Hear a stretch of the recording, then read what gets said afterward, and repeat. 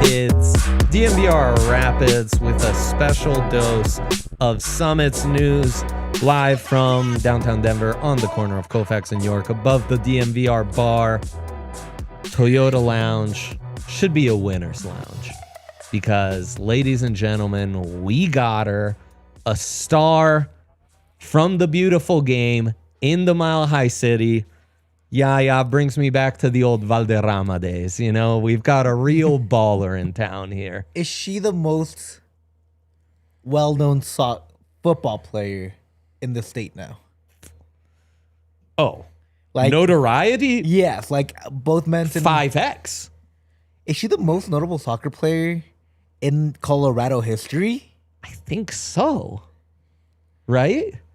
That's what the streets are saying. I'm trying to make sure I'm not forgetting any like old. Like, no disrespect to Cole Bassett, but like you're not Lindsey Heaps. Wow. Like, no disrespect, respect, whatever you want to. He's got World Cups. Okay, well, Tim's up there.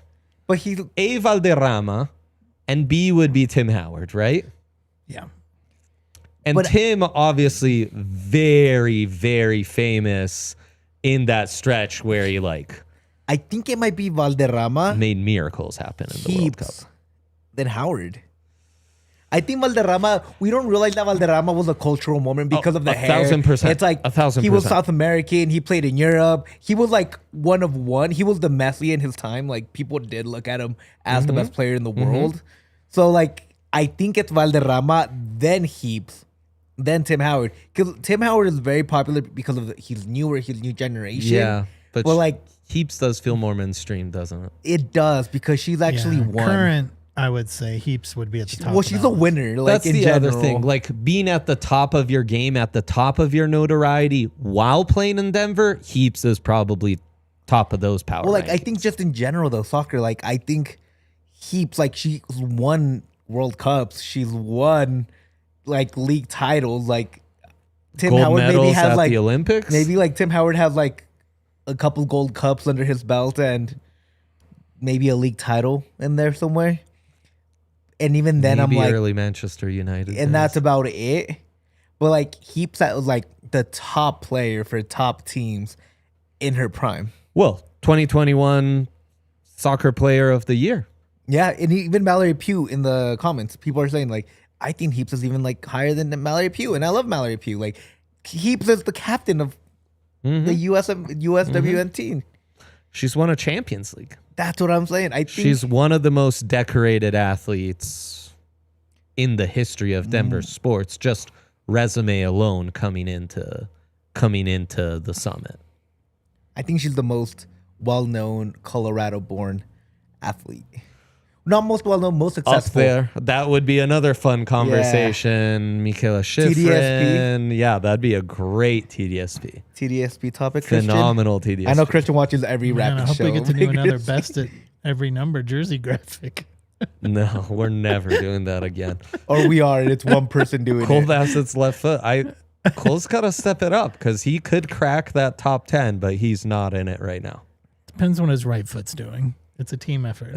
I mean, facts. It's a little left heavy. That mine doesn't even crack the top 1,000. We I'm will telling you right not now. let Cole Bassett's left foot derail us, but he's not trying to. We are being derailed by him. So much love to you for being in the Toyota chat, my friend. And yeah, what a great way to frame that. It is big, big soccer news. The Summit needed this. Kurt's put a nice roster together. There's a lot to be excited about, but it was a lot of solid players, consistent vets. Last couple weeks since we last podcast have been able to add in some really promising young players as well. Probably the biggest name, we could bring up the roster prediction graphic. I mean, Iñaki Garcia's who we were really excited about, who we have on the left wing there. Carson Pickett, probably the most decorated or famous player prior to this Heap signing. And now Lindsey really puts this over the top to feel like this is a team that can be competitive and they've got their star. Yep. I was really hoping for Sophia Wilson somehow, some way. I know. Her signing that 2-year extension really killed me because I would have loved just to have a full team of ballers from Colorado. I mean, that's the dream. Yeah. Family. I get it. Like in Chicago. I get it. Don't get me wrong. Like, no, I'm a huge Wilson fan. So I mean, I'm a huge fan of all these ladies. Oh, 1,000%. What Colorado has produced for the women's national team alone is incredible. It's unprecedented. It's incredible. And the other part of this is in an age where in the last 3 to 4 months, there's been a lot of discourse of Alyssa Thompson leaving the NWSL, going to Chelsea, Trinity Rodman still being a free agent, and the cap limiting her ability to earn, right? And her getting bigger offers from other leagues here, her getting some interest from the English clubs in particular, and you're able to get from Lyon, who right now, Lindsey's already won a Champions League with those guys, are doing very well in Champions League, could win another one by the time she comes and joins the club in June. While the NWSL is kind of going through some turmoil, experiencing losing some of their stars, being capped out of some of the tippy-top stars, you're able to get an athlete who's as decorated, as we were saying, at the top of the show, at kind of the top of her game, and on top of it, she's a Colorado native. So, and bringing her from Europe is... Exactly. I mean, it's That's what I'm everything saying. you're Yes. saying. Yes. The Summit is doing the opposite of what the trend is that everyone's afraid of in NWSL. Summit has somehow flipped that script and is bringing a very high level player to NWSL versus everything you were saying about the opposite. Yeah. I think it just speaks to the commitment of Summit, right? They've had stadium issues, a couple of them now, but they're not deterred. They're still we're still going through with everything. We're gonna push as hard as we can to get this done. They're bringing in as much talent as they can. They're trying to rally the whole city behind this team by getting people like Payne Manning behind them. And I think them just getting Heaps, it's even more of a we're not giving up no matter what comes in our way. We're not gonna fold. We're not gonna drop. We're Summit FC till we die, and they're living by it, and it's very refreshing to see because you only have that really in one team here, and that's the Broncos, and it's really nice to see another team come here and just be committed to what it is, and it's it doesn't matter the cost. We're doing this. They're gonna build the second ever women's stadium in the U.S. Right. It's incredible, what they're trying to do for the city, for women's sports, and for this team. For soccer in our state and city, which I think is, all those other things are amazing, but really important to us as well. And then, you can talk about 2026 is a huge year for soccer in America. And then you can also deliver with the actions and this was a must have and they got it. And it's crazy that it's their first time here and they're already capitalizing more than any other team in Colorado has in the past. Yeah, I mean, for sure. Facts.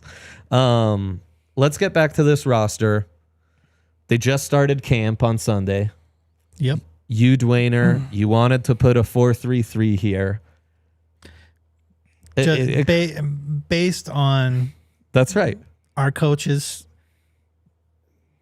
what he's done in the past and what he has said he plans to when... I got to talk to him at the Summit event when I was able to interview him at the event a few months ago. He is looking at this roster. We talked about this yesterday. Yeah. When This roster that we did, by the way, we don't really know. This is the most like, maybe this is who is in here. I mean, a lot of the expansion franchise. I mean, half of the starters, I think, are probably legit the starters, especially the back line.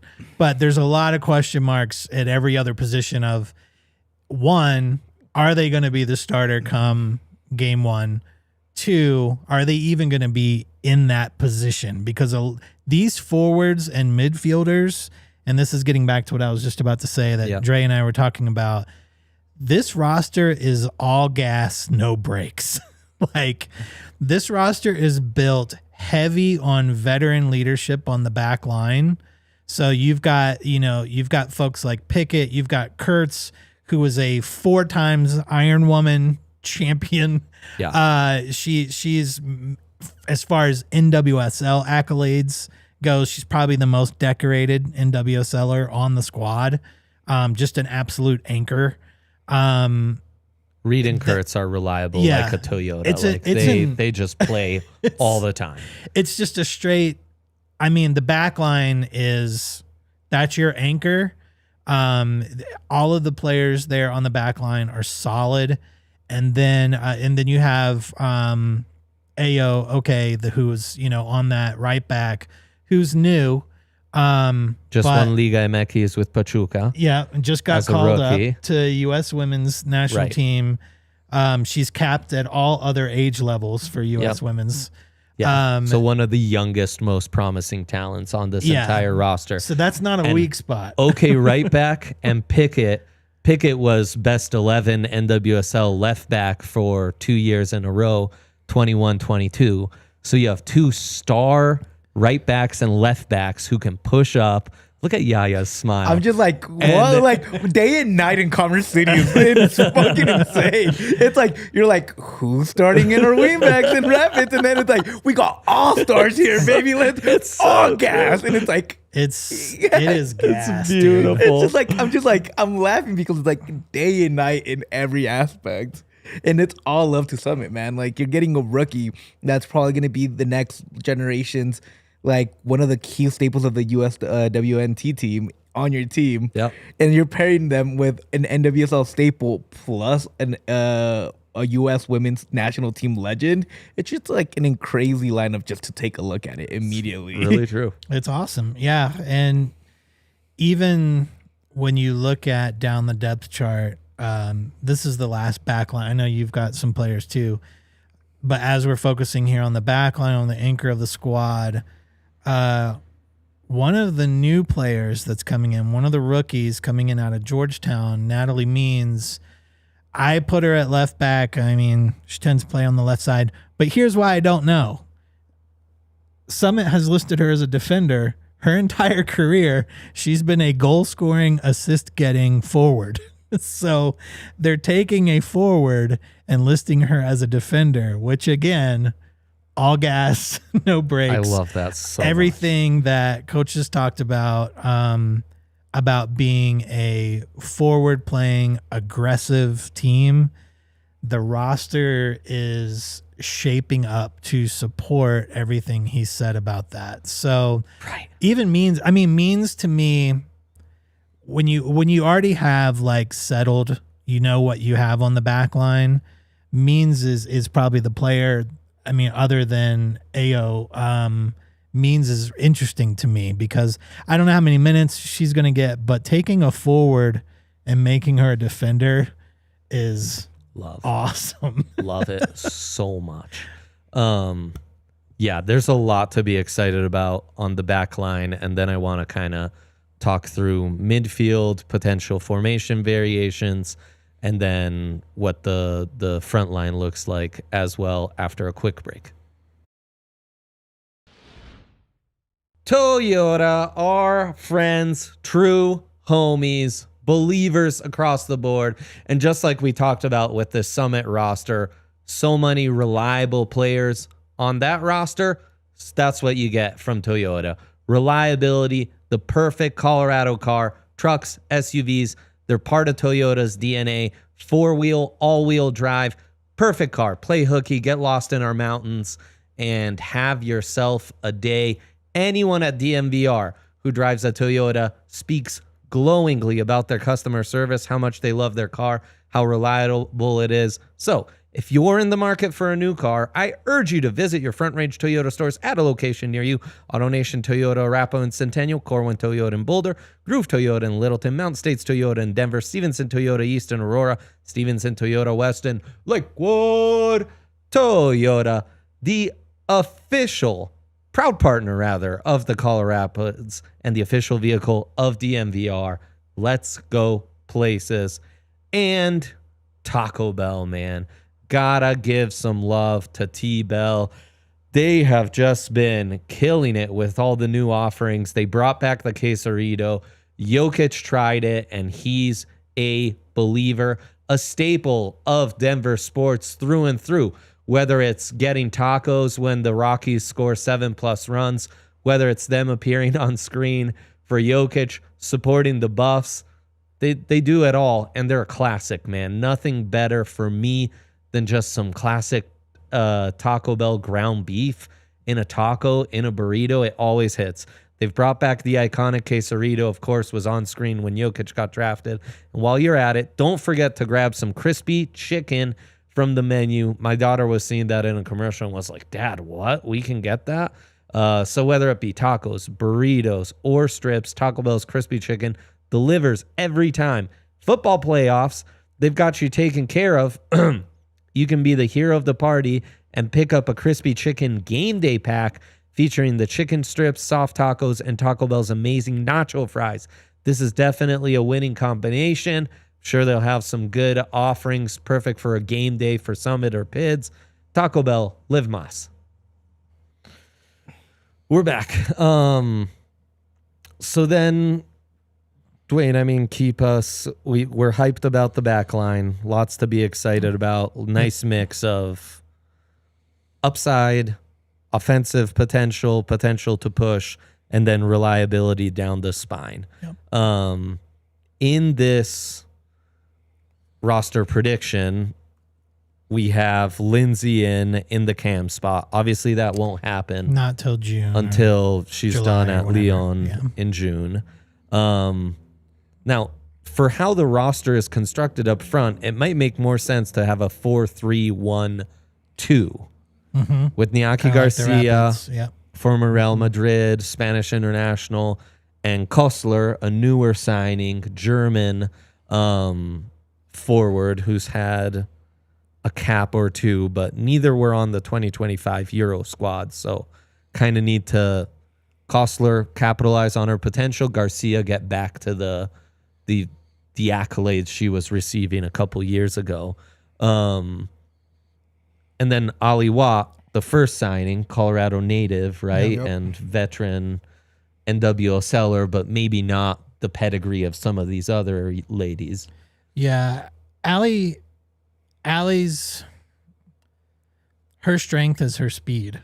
Mm-hmm. She's an absolute speed demon. Mm-hmm. So having her come down the side and be able to jump in and help out, the strikers, whether it's one up top or two, and Allie could even be one of those. Again, this is all we're just projecting here because none of us have actually seen the squad yet. So we don't actually know what formations none of us have look. No one in human history has seen the squad it's yet. They literally just go 10 in the back line and they're like, oh, this speed is just for fun. We're not using any of it. Yeah, but I think Watt's probably a reliable guess as a starter, just with experience. I would say out of the forwards, at least on our guesses, the three up front, Watt's probably the most obvious starter. If you go with a front three, for sure, because she's a natural winger. Sure. Garcia, Kostler, both kind of strikers.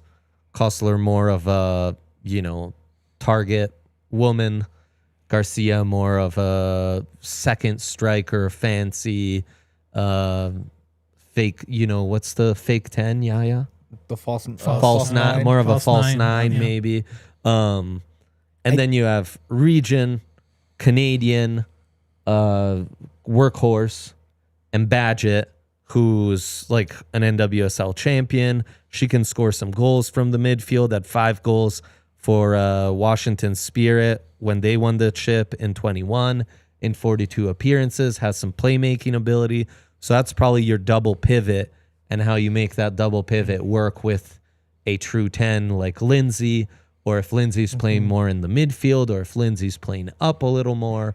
All that needs to be figured out. And it's going to change so much when she gets here, too. 1,000%. Because Lindsey is like the wild card, right? Yes. She's your like Yes. ace in the hole. Like, you're going to play around her. You're not going to try to pigeon her into something. You're building that she's around not. your 10 exactly. when Heaps is here. It's hard to guess because it's going to be, at least from the signings and from what the coaches said, this is going to be very aggressive, very speed heavy, attacking style soccer. But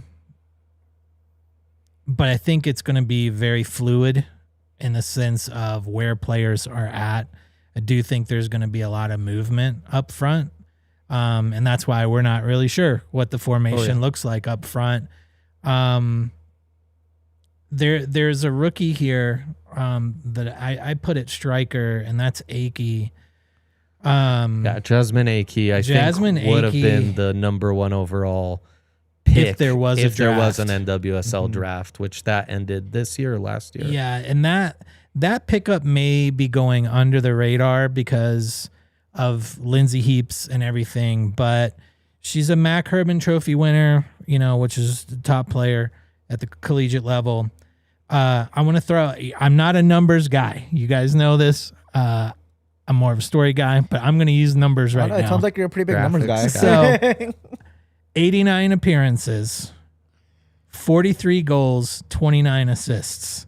That's 72 goal contributions in 89 appearances.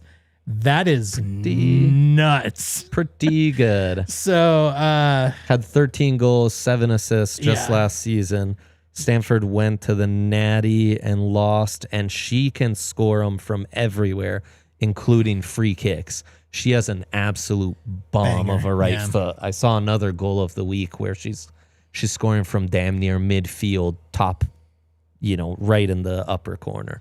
And I have her at striker, but I also think she could be a 10. She could be the 10. In Lindsey's absence, she actually could be the starter 10. Like, we don't know, but like, she's a goal scorer, but she also slots in really, really well at the 10. So she could move back. Yep. And Lourdes Bosch, who was playing at Melbourne City. She's a Nevada native. She led the league with, what was it? I had it right here. 9 assists and then contributed 4 goals. She's listed as a midfielder. Another one who may be in a back 3 or in that 10 spot could be filling in while we are waiting for Lindsey to arrive in June. It is it's a very well-built squad in the way that most of these players are either in their prime at like 25 to 27 years old. Yep. And then they have a lot of young players filling in on the back line.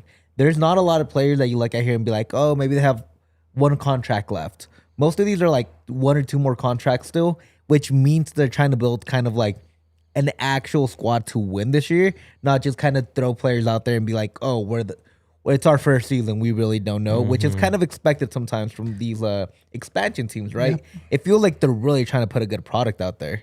And there's a lot of rookies that have been brought onto this roster that have 1-year contracts, and a couple of non-rookies with 1-year contracts because it's, you're an expansion team. You have to work within the means that you have. But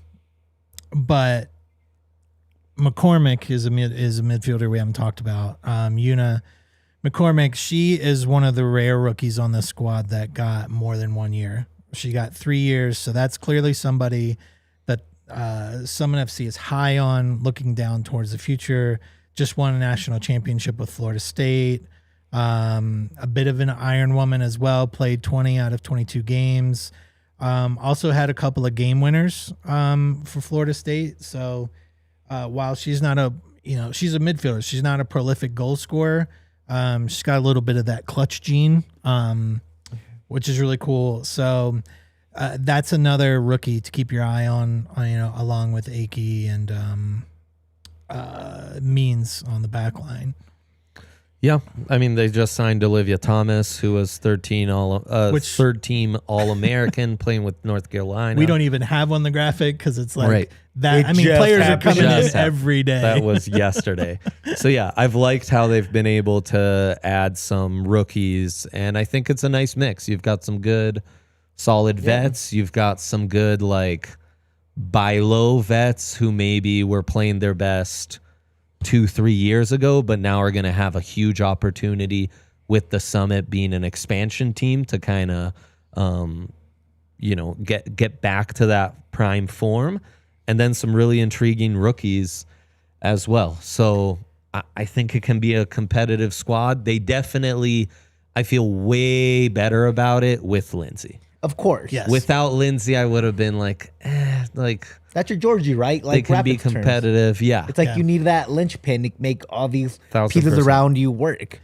And I'm looking your at star the DP. Yeah, exactly. Yeah. I'm looking at the Denver Summit website right now, and I pressed on the counselor's bio. It says date of birth March 4th, 2026.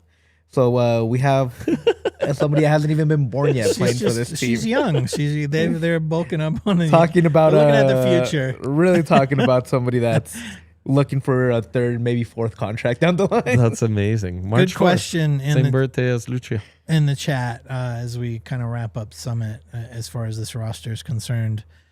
Colbass's left foot. What is missing for Summit FC as far as the roster goes? Anything? It's hoping Ayo Oke can develop into future stars, because I do think you're missing another star. Yep. And then it's, the vets you have, who I'm citing were having some of their best seasons more in 21-22. Do you have, if they can't get back to that form, having a plan for another center back, another midfielder in that pivot spot. Maybe it's a true left winger where Garcia means you've got some options, but that's more our projections than this something could they've be done like reliably the biggest, in the past. like the most wrong graphic we've ever made. We don't know yet. That's saying something. For me, I think it's maybe a little depth on the back line. Especially center back. We know we have Iron Women on the back line. Yeah. But at some point, you want to create some rest too. So 100%. maybe a little bit of depth there. But I would actually go with goalie as well. I think they have really good goalies, and I know there's a rumor out there they want to get to. But I think having a top tier goalie, especially in a American leagues, I think it goes a long way. What's the rumor? That Tell the rumor people. may fill that top tier. Yeah. There's a rumor out. It's. If you've been online, you've seen it. There's the goalkeeper out of I haven't. That's what I'm asking. out of Juventus, playing in Italy. Oh, wow. She's French. I forget her last name. Her first name is Pauline. Gosh, I can't remember her last name. Anyway, that's the rumor, is that Summit FC is interested in her. If that happens, you could go ahead and write in Sharpie and pencil her in as your starting goalkeeper. Pauline Peyroud Magnin. There you go. My high school friends and I were just joking about how we were once on the wrong side of the Alps on a French-speaking side, actually in French, and I was asking for information on the next town over, and it was Saint-Delier. I still can't say it. And I was saying the wrong town entirely, Saint-Pellier. So do not hold me to that French pronunciation. That's where I'm my worst. And with a star goalie and how good we feel about the back line, I've been scarred in the past. I hope it's not too much of a defensive heavy team, but I feel good about right and left back that you're going to get the push, and I almost feel and like be it's more offensive oriented. It's the safeguard, right? we're going to stack the back line so that we can be crazy everywhere else. Is all gas, and I feel no like brakes, that's kind of what's being built. I love that. Let's get into some PIDs because there's a lot going on the MLS side, international soccer news that we want to hit. Not a ton on the PIDs, but hey, we made a little roster prediction. Why not? Felt very different from last year's preseason roster prediction. This graphic has changed a lot since last year. The back line completely different except for the right back spot. Doesn't it happen every year? Like it's like 30 players in, 30 players there were out. like names on here that you were just like, oh wow, that's what we were starting with last year. Like, and it should have been that. Kevin Cabral, Jasper Loffelson. To be fair, Jasper Loffelson became a dude So in San Diego FC. yeah, He became a starter on a good team. sure. The story of the MLS season in a lot of ways. Yeah, there was a lot of names, Georgie, Cabral, Jasper. Like it was weird to open up the graphic and update it with so many different names to add in. Zach Steffen, the one constant here on a spine that I used to feel really good about and now is completely different except for top end and front end. Stefan Navajo, they have stayed the same. So you've got that going for your spine.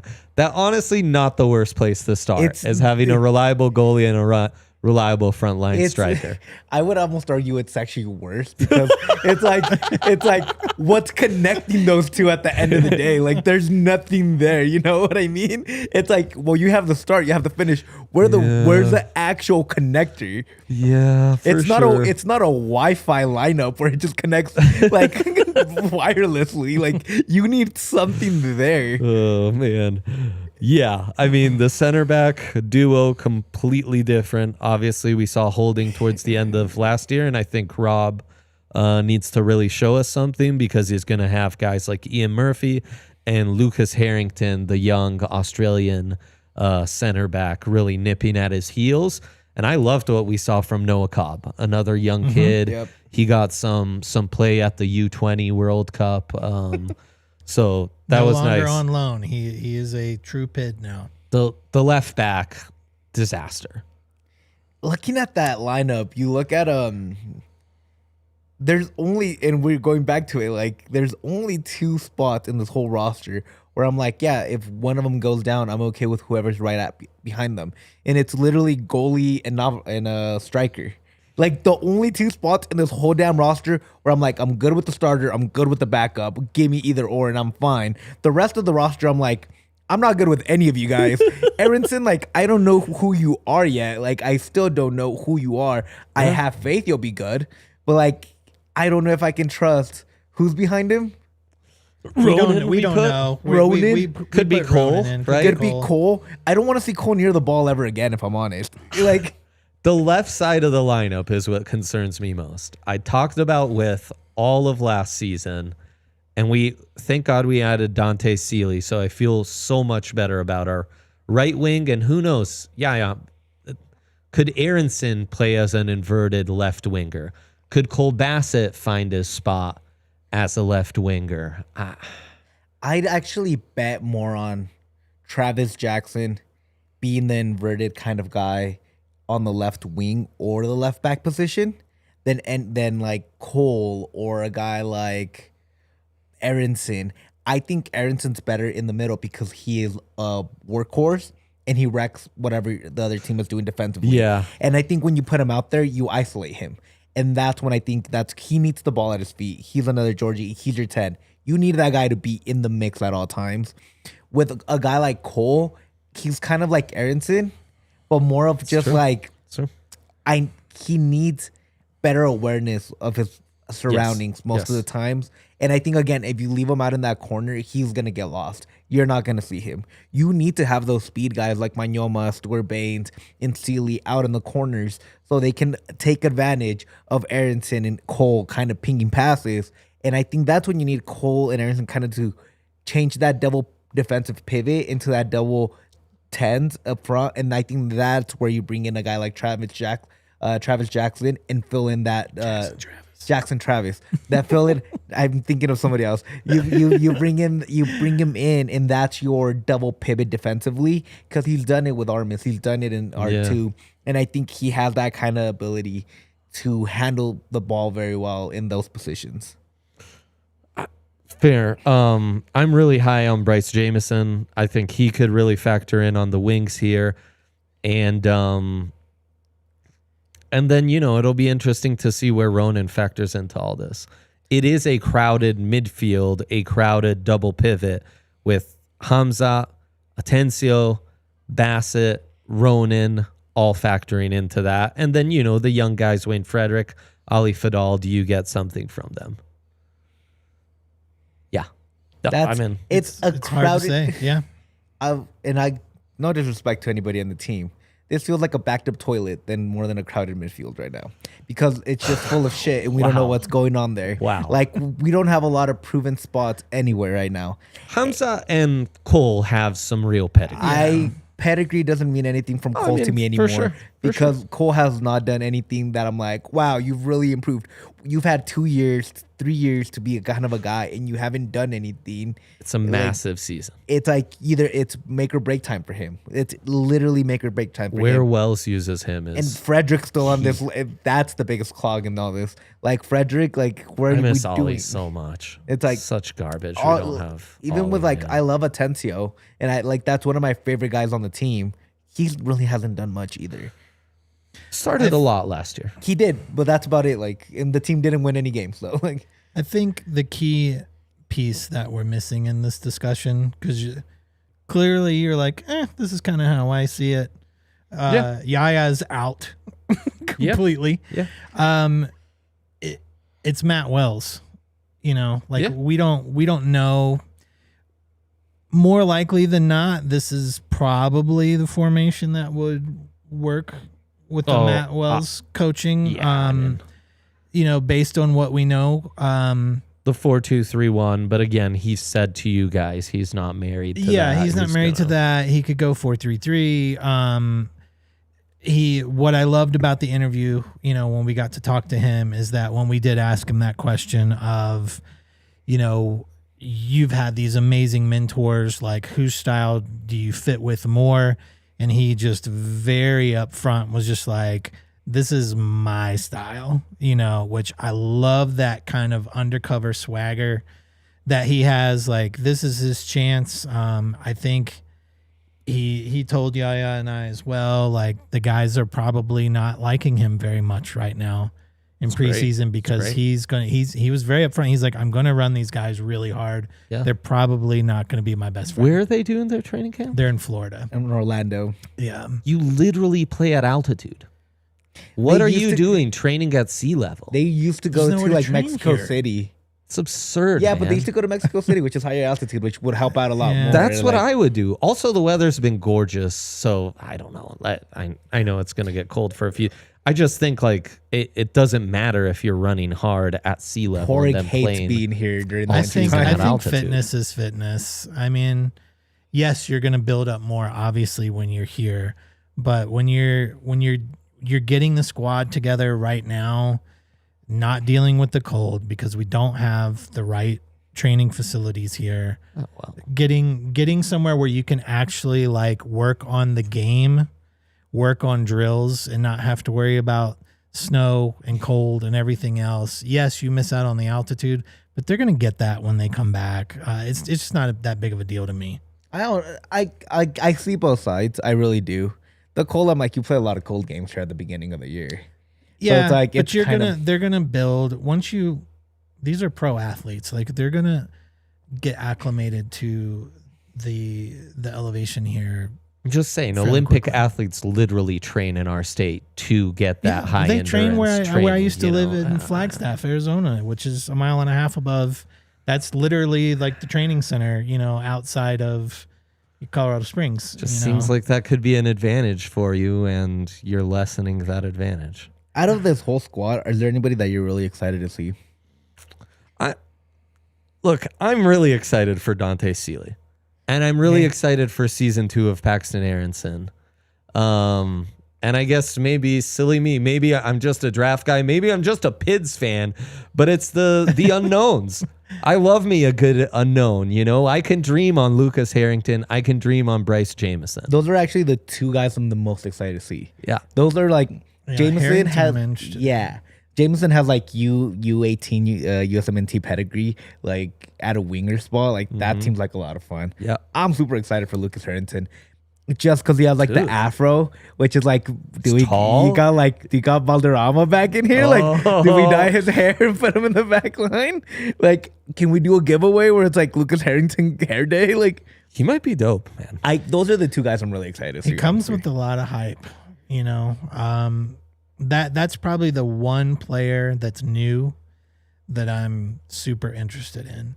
Yeah. If things go weird and Hoffa is no longer with us, Yappy becomes a striker. If he needs time or gets hurt, I am interested in a Billo Diop. I'm just curious to see how he'd do starting for the first team.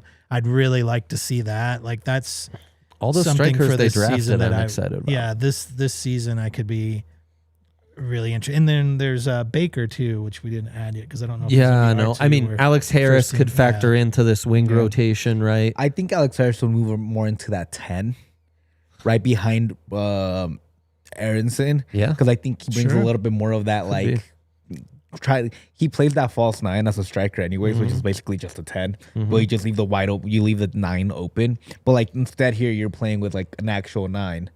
Also, Aronson and Rafa during game switching spots wouldn't be that off. Yeah. Where you have Rafa dropping into that open spot where he likes to take shots from a little bit further distance, which he loves to do. And Aronson being that grinded out guy up front wouldn't really like surprise me either. So like those two kind of spots to me are just like interchangeable right now. Yeah. Because Yappy also likes to play that false 9. He likes to drop all the way back and try to get the ball right in between the defenders instead of wait for it up front.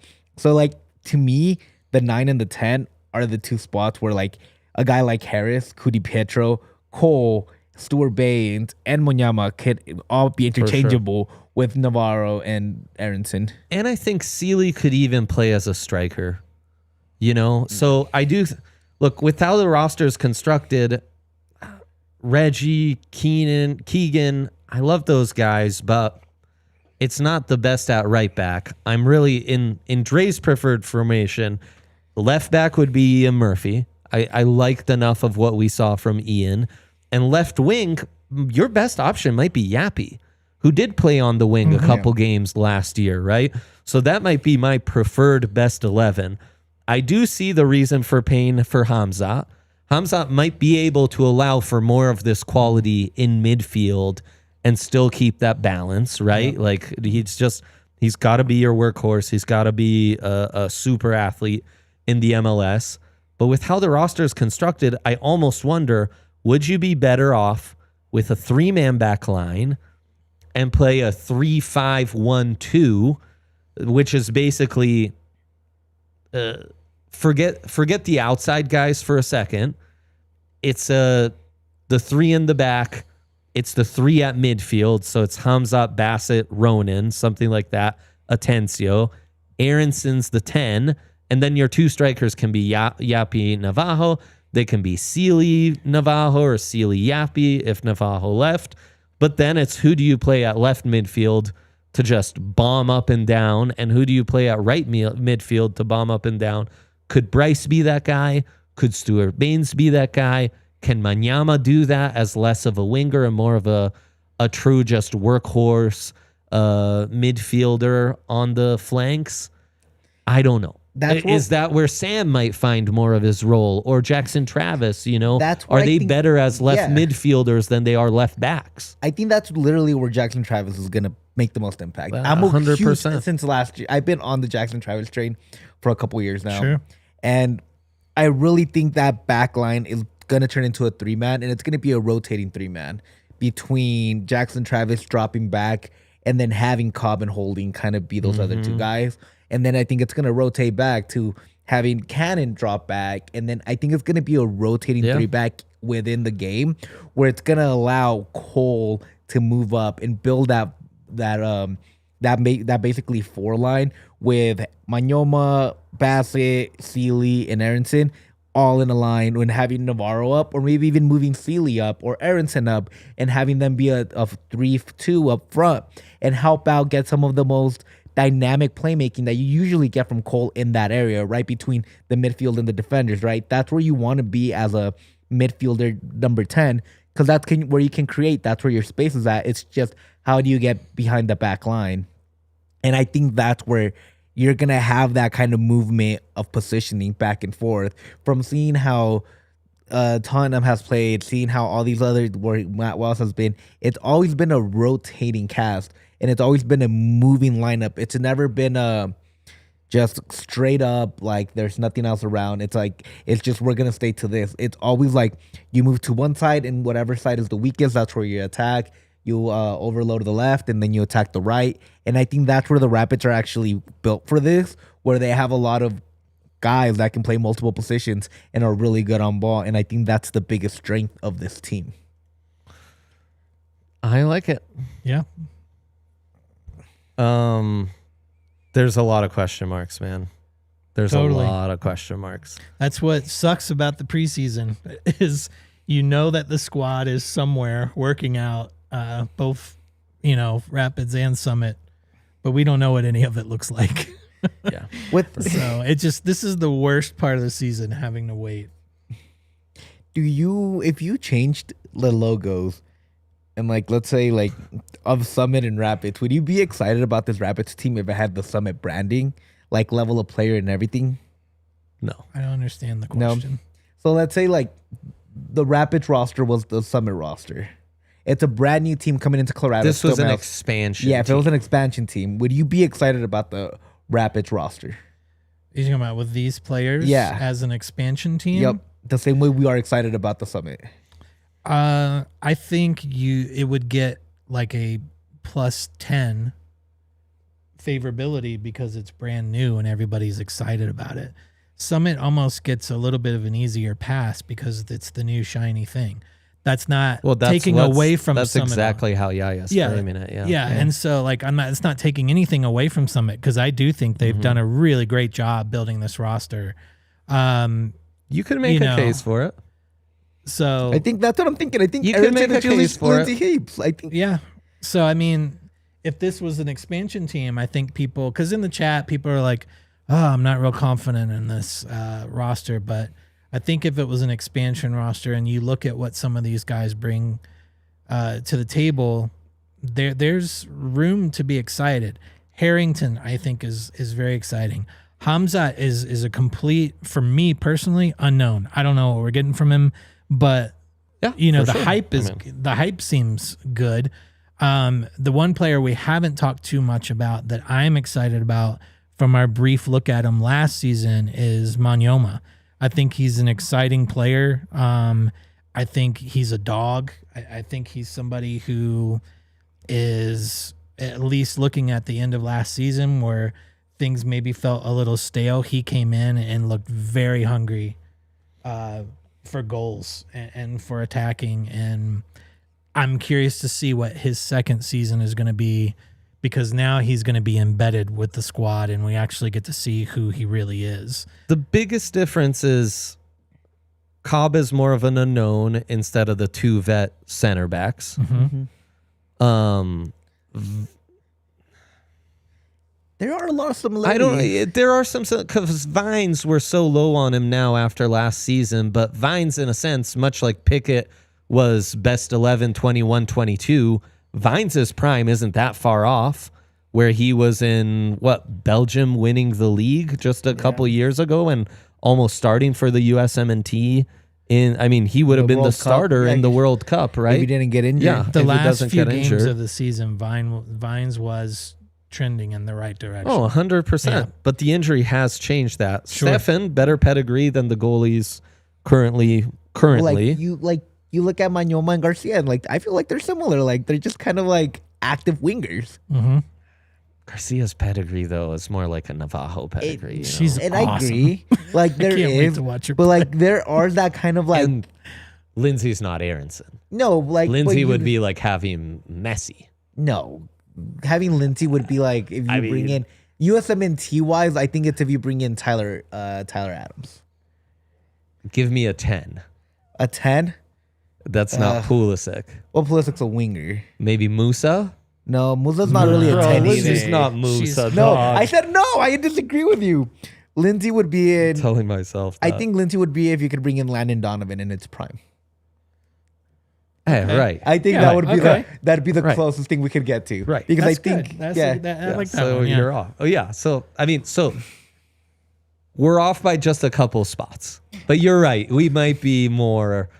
I think we're just so fishy on the organization itself. Yeah, for sure. I've said and it. this team building strategy. Yeah, it's like let's there's be none. honest. I mean, Because it's like they're similar. Brand new head coach, a lot of moving parts. They're kind of built through the USMNT, like USWNT, pipeline. local products. Like all local products with Colorado kids. Like it's Even like though, man, the locals have Cole's Cole, Sammy. yeah, Cole, like and then you still have Beaudry in the third. Like you and I mean, Yappy is one of us. yeah, exactly. Yappy's from Littleton. It's like there's like quite a few like kind of similarities, but like it just has very different vibes from both ends. That's true. Oh, and then there's some young guys to be excited about, like you have with Summit, but they're unknowns. Like it's like Oke, like you have Harrington Bill and Oke, Oke. yeah, Like all right. Harrington and Oke, like are they similar? Like are you kind of like they're both kind of like up and coming people? But that's where the like, Summit's structured better.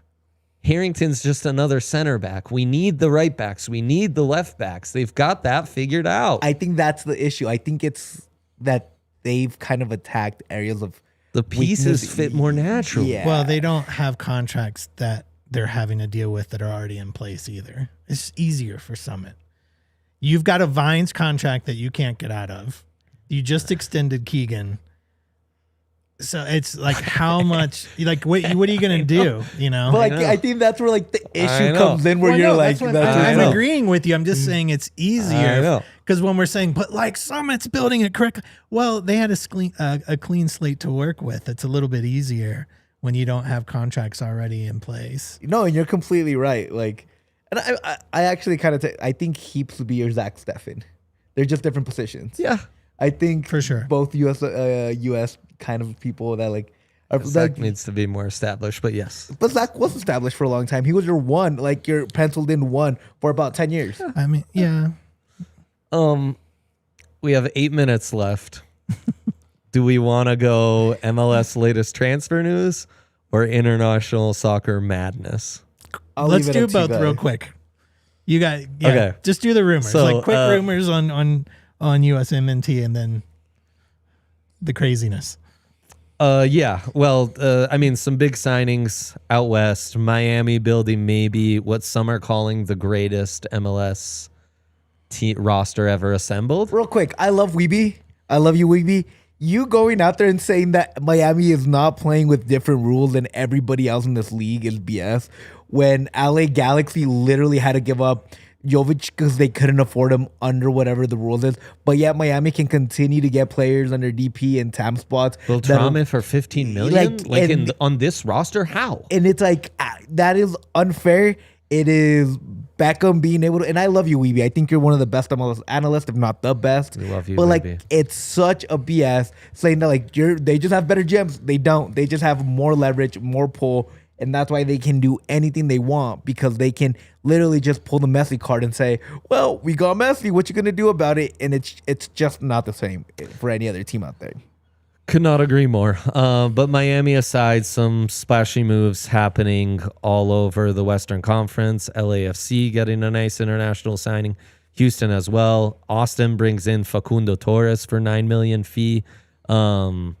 And St. Louis gets a former Barca squad B and Becca Fall to come, all splashing the cash. So Christian Espinosa to Nashville. yeah. Did you guys see why he went? He was a free agent.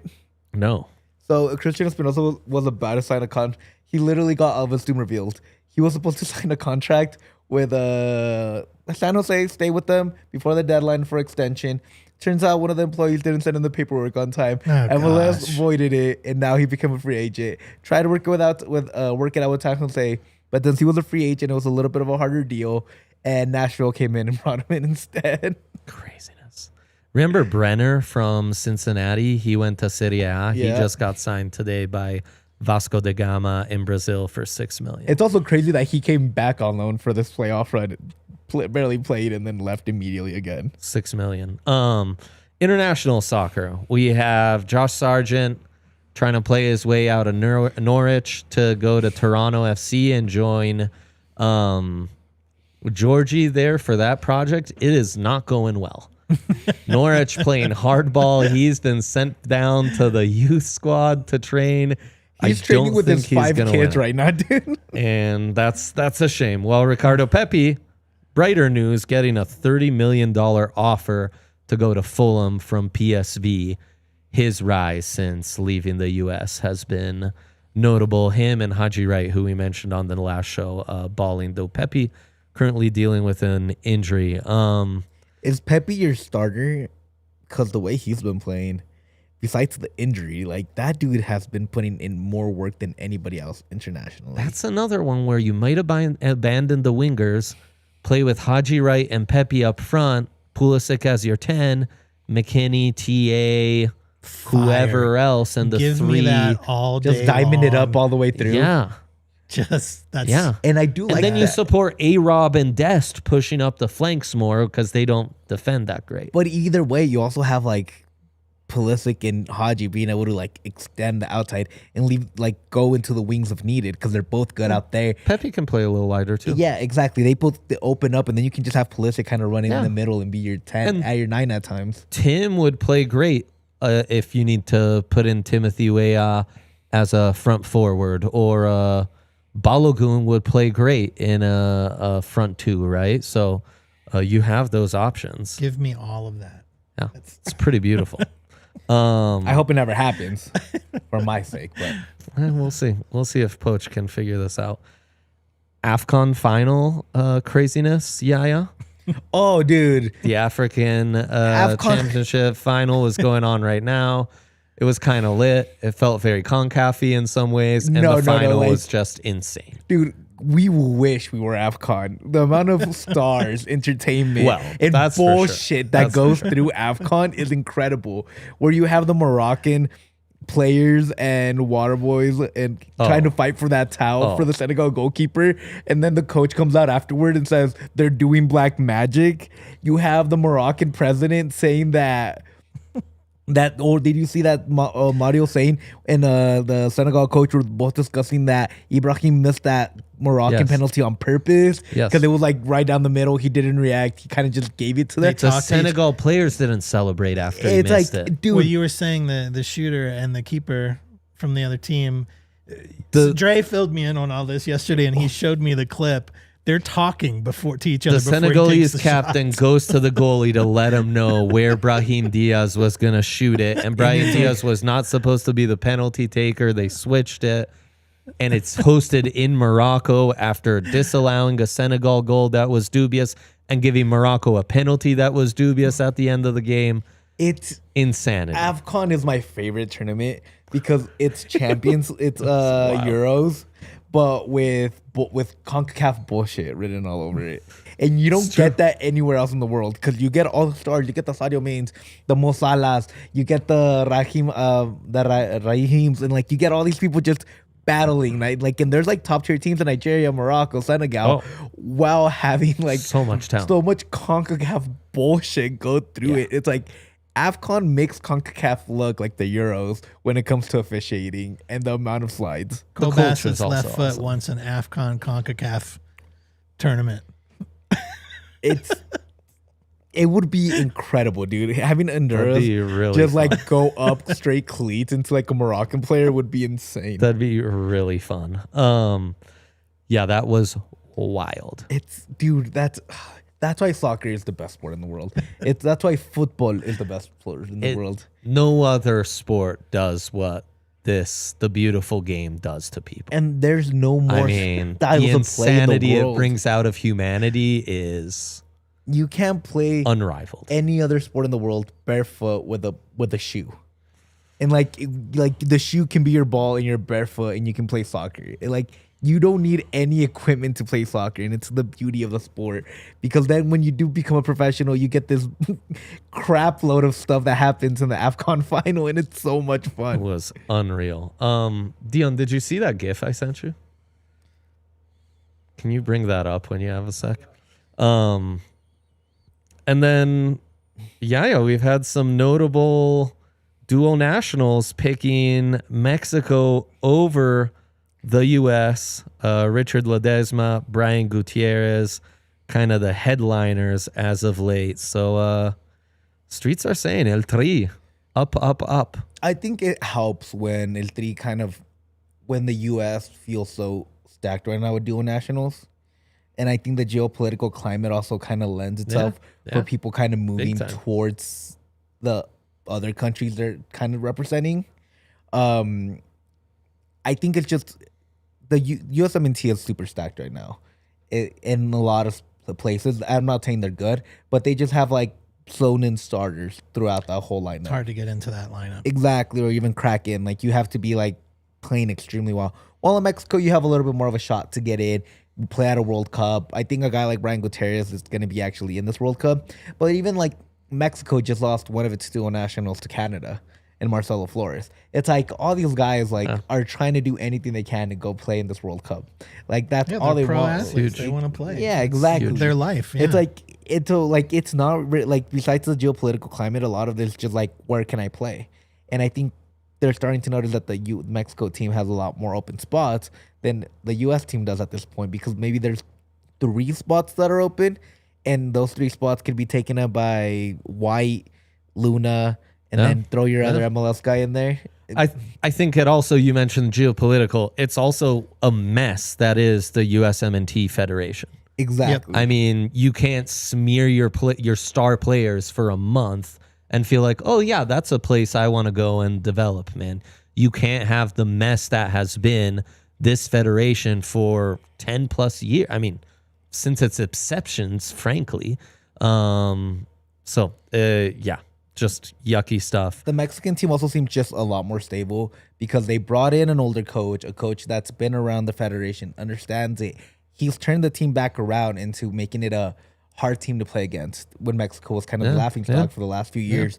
And I think the U.S. is getting there, but it's getting there without its star players, which makes you think, what is this team then? Is it just full of people that are here for a paycheck? Do they really want to be here? And I think that puts in the doubt into a lot of these different players, because Rechi Ledesma and Brian Gutierrez have both played for the U18 U.S. teams, and there's a reason they flipped. Like, it didn't just come out of nowhere. Yep. They had a couple of training sessions with Mexico, and they said, this is where I want to be. Yeah. It feels a little bit safer over here. Says a lot. Final piece of MLS news is MLS Defender of the Year, Tristan Blackman, trying to get a better contract out of Vancouver Whitecaps. That's a guy, 29, who, at the right price, I would sweep in on immediately if I was. Get ready to speak Miami, buddy. Yeah. I mean, facts. Do you have that, Dion? You can bring that up now. Also, please leave us a thumbs up. We fell 180 short of our goal last pod of getting to 200 so that Dwayne could engage in family talks of legally changing his last name from Brown to Burgundy. You can still make this happen. As Ayo, we were doing the roster predictions for the Pids, and he was breaking everything down. It made me think of this Pep gif. So I queued Dion up about 20 minutes ago to bring that up when the moment was right. It makes me laugh because I thought this was Chris Harmis for a minute. That'd be incredible. It looked like Chris Harmis. AI should change that to be Chris. Fantastic show as always, boys. Thank you to Dion Smith on the ones and twos. No longer super producer, just super analyst. Yahir Vasquez representing El Tri for us, and all the spiciest of takes possible. And then downtown Dwayne Burgundy over here, always bringing the insights and putting those graphics together and giving us the real thoughts on these roster predictions after talking to both coaches for Summit and Pids. Appreciate you guys tremendously. And our Italian stallion, Dre, over there, keeping it 100 in the host seat, always keeping us on track. Let's do it, Phantasm. baby. Hell yeah. Hell yeah. Forgot it. I'm excited for everything that's coming for our soccer content and everything else in 2026. What do we say in these cases, Dwayner? It's up the Pids, baby, every day. The Pids. We all silly like the mayor.